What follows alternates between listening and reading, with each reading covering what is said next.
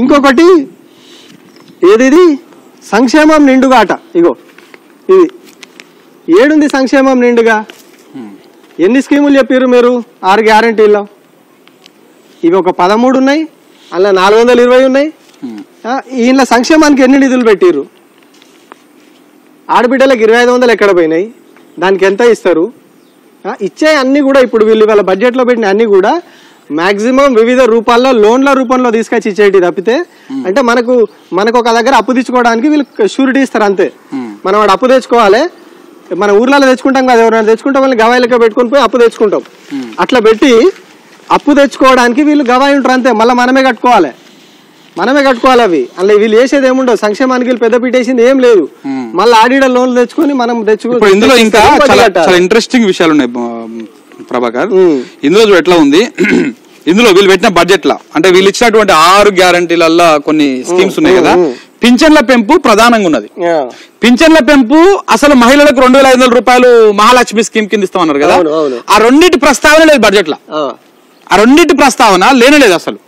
అంటే పింఛన్లు పెంచుతామని లేదు, వచ్చి రాగానే 9కే వేస్తామన్నాడు. 9 తారీఖు ఇప్పుడు తీసుకుంటే 2000 వస్తుంది, తర్వాత తీసుకుంటే 4000 వస్తుంది. 4000 లేదు, ఏది లేదు అసలు. ఈ సంవత్సరంలో బడ్జెట్ లో కూడా ఆ ప్రస్తావన లేదు. ఇప్పటికి ఆల్రెడీ 2 నెలలు పెండింగ్. నిన్ననా మొన్న చెప్పారు ఎవరు చెప్పారు? గంట చక్రపాణి గారు చెప్పారు. ఏమన్నాడు? 2 నెలలు. సంవత్సరం అంటే పొలిటికల్ లీడర్ల భాషలో 5 ఏళ్ళు అనమాట. బేసిక్ గా మనకు సంవత్సరం అంటే క్యాలెండర్ లెక్క ప్రకారం 12 నెలలు. పొలిటికల్ లీడర్లకు సంవత్సరం అంటే 5 ఏళ్ళు అనమాట. 5 ఏళ్ళు అయితే వాళ్ళకి సంవత్సరం అన్నట్టు. అంటే సంవత్సరంలో చేస్తున్నటువంటి పనులన్నీ 5 ఏళ్ళు అయిపోయినట్టు చేస్తే గగనం అనేటువంటి విధంగా.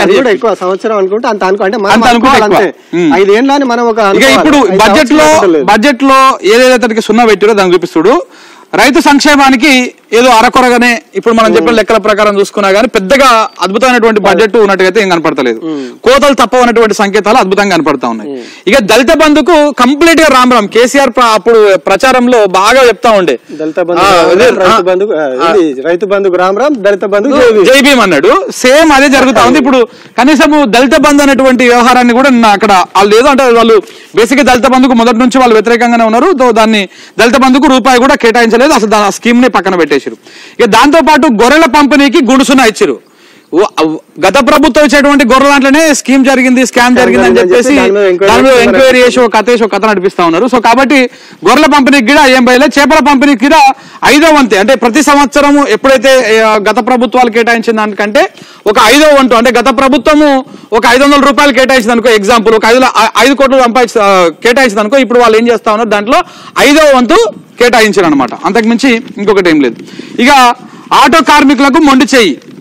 ఈ ఆటో కార్మికులకు ఎవరైతే ఈ నష్టపోతా ఉన్నారో వాళ్ళందరికీ ఏడాదికి 12,000 ఏమో ఇస్తా అని చెప్పారు. ఏది ఈ ఆర్టీసీ బస్సు ఫ్రీ పెట్టడం వల్ల, మహిళలకు ఫ్రీగా పెట్టడం వల్ల ఆటో కార్మికులు చాలా మంది చనిపోయారు. దాదాపు 200-300 మంది ఆత్మహత్యలు చేసుకున్నారు.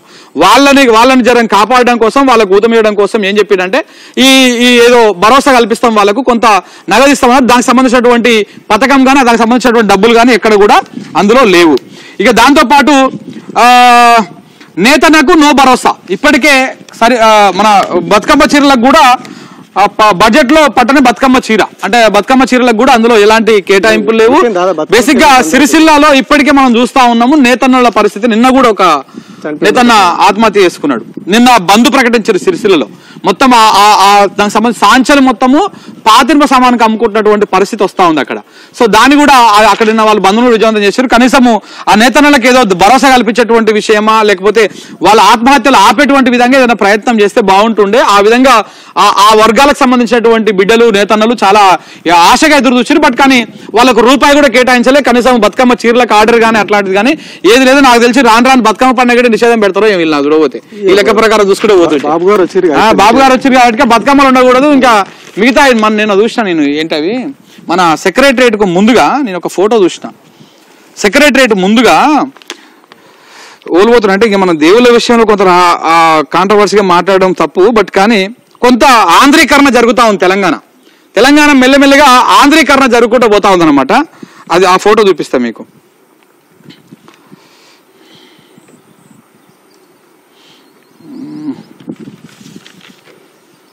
పండుగలు కూడా ఆల్రెడీ మిక్స్ అయిపోయినాయి అన్ని. బోనాలు కావచ్చు, ఇంకోటి మొత్తం. ఈ ఫోటో చూసినా ఈ ఫోటోను మొత్తం ఆంధ్రీకరణ చేస్తున్నటువంటి పరిస్థితి కనపడతా ఉంది. సో ఇట్లా అంటే రకరకాలుగా ఇప్పటికే మన సెక్రటరియట్ కు ముందుగా మనం ఒక వీడియో కూడా చేస్తాం. సెక్రటరియట్ ముందు బేసిక్ గా ఇంతకు ముందు ఏముండే తెలంగాణ తల్లి విగ్రహం పెట్టాలని గత ప్రభుత్వం ప్రపోజల్ పెట్టింది. వీళ్ళేం చేసారు, కాంగ్రెస్ రాగానే తెలంగాణ తల్లి లేదు ఏం లేదు, మేము రాజీవ్ గాంధీ ఎవరిది రాజీవ్ గాంధీ బొమ్మ పెట్టుకుంటాం అని చెప్పేసి దానికోసం గుంత తీసి ఏదో కార్యక్రమం చేసిరు. సో అదైపోయినాక ఇప్పుడు కొత్తగా చంద్రబాబు నాయుడు అక్కడ అధికారంలోకి వచ్చినాక ఏం డిమాండ్ వస్తా ఉంది సోషల్ మీడియాలో కావచ్చు కొంతమంది నుంచి, దాని ముందు సెక్రటరియట్ ముందు తెలుగు తల్లి విగ్రహాన్ని పెట్టాలన్నటువంటి డిమాండ్ కూడా వస్తా ఉంది. పొట్టి శ్రీరాములు విగ్రహాన్ని పెట్టాలని చెప్పేసి వస్తా ఉంది. నేను దయచేసి ప్రభుత్వాన్ని కోరుకుంటున్నా, మీరు పెట్టాల్సిన అవసరం లేదు, దానికి పునాది దొవ్వురి. మీకు దమ్ముంటే తెలంగాణ గడ్డ మీద ఆ సెక్రటరియట్ కు ముందు మీరు పునాది దొవ్వి కొబ్బరికాయ కొట్టురి. ఉద్యమం అంటే ఏంటిదో లేకపోతే తెలంగాణ పోరాటం అంటే ఏంటిదో మళ్ళీ గాని నుంచే స్టార్ట్ అవుతుంది. అనవసరంగా గెలికి వాసన చూసుకునే కార్యక్రమాలు చేకూరి ఈడికొచ్చి మన తెలుగు తల్లిని పెడతాము, పొట్టి శ్రీరాములు పెడతాము, మళ్ళీ ఆంధ్రలో పెత్తనం తీసుకొచ్చి పెడతాము, ఆంధ్ర నాయకులు చెప్పు చేతుల్లో మేము ఉంటాం అంటే ఇక చూసుకుంటూ కూర్చోవడానికి ఎవరు రెడీగా లేడు. తెలంగాణ సమాజం దానికి అసలు సిద్ధంగా కూడా లేదు. సో కాబట్టి దానికి సంబంధించి కూడా పెద్దగా ఎక్కర్లేదు. ఇక